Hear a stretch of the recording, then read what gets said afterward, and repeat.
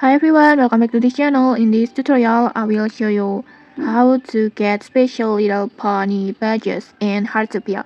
In Heartopia, there's a collaborations event with My Little Pony where you can collect various special badges. And to get them, just simply tap on the little pony icon and then just tap on the souvenir, just tap on event details. And then in here, you can get it by using Harmony gems like this on here.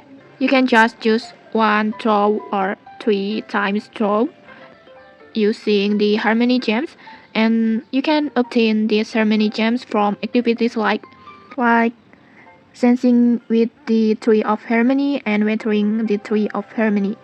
If you don't know how yet, just take the tutorial link in the descriptions to watch the tutorial.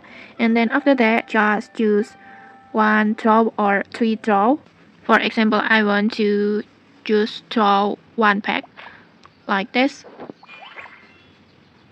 And then you will get the special badges randomly like this.